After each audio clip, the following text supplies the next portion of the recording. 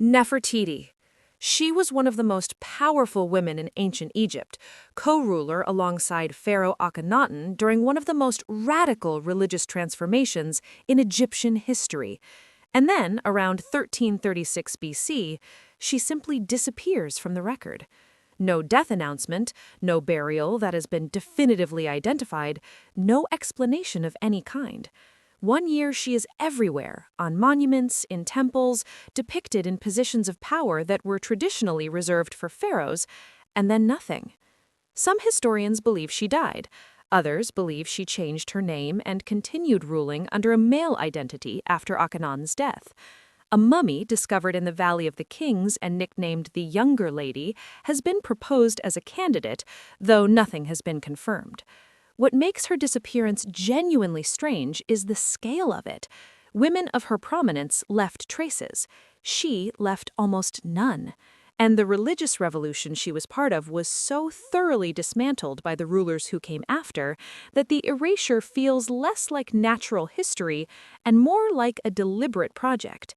If these stories are making you stop and think, subscribe to the channel right now and hit the like button, because the women still to come in this file only get stranger and more compelling, and you really don't want to pick this up halfway through. Hatshepsut. She ruled Egypt for roughly 20 years as pharaoh, oversaw ambitious building projects, organized a remarkable trading expedition to the land of Punt, and by most measures ran a prosperous and stable kingdom. After her death, her stepson, Thutmose III, the man who had technically been the rightful heir the whole time she was ruling, eventually ordered her image removed from monuments, her name chiseled out of inscriptions, and her statues destroyed or buried. The erasure was so thorough that Egyptologists didn't fully reconstruct her story until the 20th century. The reason Thutmose waited decades after her death to begin the erasure, rather than doing it immediately, is something historians still debate. The most practical explanation involves succession politics and ensuring his own son's claim was uncomplicated by her legacy. But the sheer effort involved in trying to remove someone from history that completely suggests the people doing it understood exactly how significant she had been and found that significance threatening even after she was gone. Anne Boleyn. She went from Queen of England to prisoner in the Tower of London in a matter of weeks, and the speed of it is the part that doesn't quite add up when you look at it closely. Henry VIII had turned the entire religious order of Europe upside down to marry her, broken with Rome, dissolved a 20-year marriage, and made her queen. Then, in the spring of 1536, 5 men were arrested and accused of adultery with her, including her own brother George, and within weeks she was tried, convicted, and executed. The evidence was thin. The confessions were extracted under conditions that made their reliability questionable at best. Historians who have spent careers studying the Tudor court largely agree the charges were constructed rather than discovered, built by people around Henry who wanted her gone, and found a framework that gave him permission to remove her. She was executed on May 19, 1536. Henry announced his engagement to Jane Seymour the following day. The timing alone tells you most of what you need to know about how genuine the legal process was. Mary, Queen of Scots. She spent 19 years as a prisoner in England, not in a dungeon, but under a form of house arrest that moved her between various English castles. And the question of what exactly Elizabeth I was supposed to do with her defined English politics for nearly 2 decades. Mary was Catholic, she had a claim to the English throne, and she became a focal point for every Catholic plot against Elizabeth's Protestant rule simply by existing on English soil.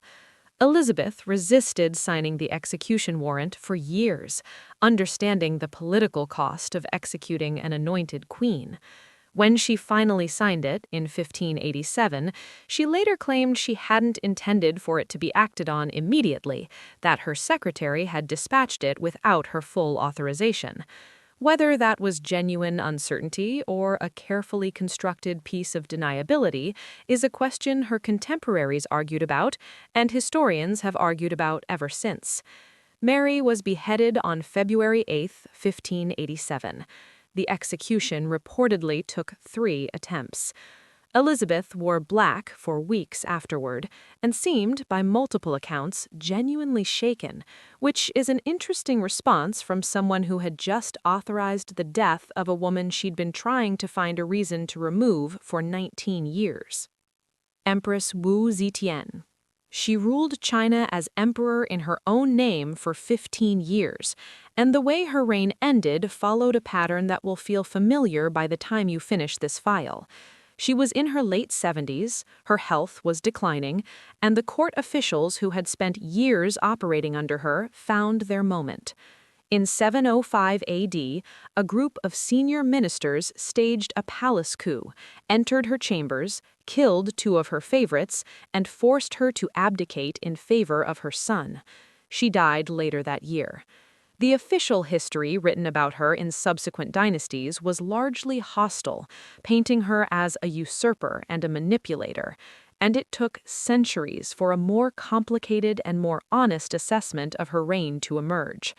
The coup that removed her came from inside the court she had built, from men whose positions she had created or elevated, which is a detail that appears in so many of these stories that it stops being a coincidence and starts being a pattern.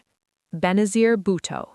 She was removed from the office of Prime Minister of Pakistan twice, in 1990 and 1996, on corruption charges she consistently maintained were fabricated to keep her out of power. She went into exile, spent years building international support, negotiated a return arrangement with the government of Pervez Musharraf in 2007, and landed in Karachi on October 18th to a bombing that killed over 150 people in her motorcade. She survived that attack. On December 27, 2007, in Rawalpindi, she was assassinated leaving a political rally. The subsequent investigation was complicated, contested, and produced conclusions that her supporters and various international observers found incomplete. She had written before her return naming specific people she held responsible if anything happened to her. Those letters exist. The full picture of who ordered her death and why has never been established to everyone's satisfaction, which is either a failure of investigation or something more deliberate, and the 2 possibilities sit uncomfortably close together. Aung San Suu Kyi. Her party won Myanmar's 2015 general election in a landslide so decisive it was difficult to dispute. And she governed through a proxy president because the military had written a constitution specifically designed to keep her from the top office. She worked within those constraints, made compromises that disappointed some of her international supporters, and then on February 1st, 2021, the military staged a coup before the newly elected parliament could be seated and arrested her along with most of her government. The charges that followed included everything from illegally importing walkie-talkies to corruption to violating COVID restrictions, a list that felt assembled for purpose rather than discovered through genuine investigation.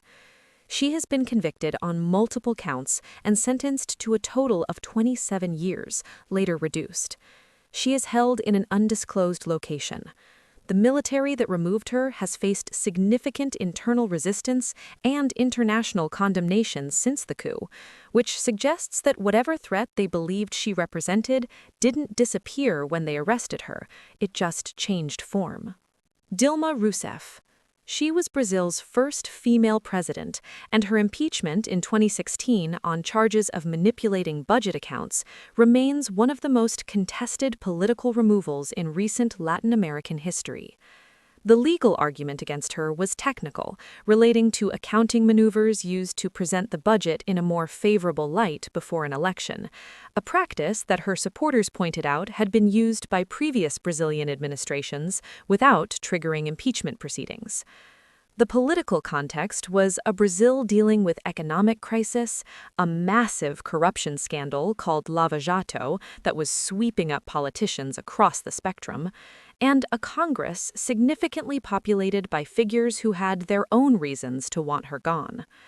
Several of the most prominent voices in her impeachment were subsequently implicated in the very corruption investigations happening around them at the time. She has described what happened to her as a coup carried out through legal means, and the debate about whether that characterization is accurate or self-serving is one that Brazilian legal and political scholars have not finished having. Jacinda Ardern. She resigned as Prime Minister of New Zealand in January 2023, saying she no longer had enough in the tank to continue, and the announcement surprised almost everyone. She was 42 years old, had led her country through a terrorist attack, a volcanic eruption, and a global pandemic, had become one of the most internationally recognized political figures of her generation, and she stepped back voluntarily, citing simple exhaustion. The resignation was genuine in the sense that no political crisis forced it, but the environment that preceded it involved levels of personal hostility, online harassment, and coordinated abuse that were documented and significant. Death threats were serious enough to require ongoing security responses. The abuse directed at her was frequently gendered in ways that went beyond normal political opposition. Whether she left because she was tired or because the sustained hostility made staying feel impossible, or whether those two things are even separable, is a question her resignation didn't fully answer and probably couldn't. Christine Lagarde. She was managing director of the International Monetary Fund, one of the most powerful financial positions in the world, when a French court found her guilty of negligence in 2016 related to a government arbitration decision made during her time as French finance minister years earlier. The case involved a payout to businessman Bernard Tapie that her critics argued she should have blocked or challenged. She was convicted, given no penalty, and the IMF board immediately reaffirmed their confidence in her and asked her to stay. She did. She later became president of the European Central Bank.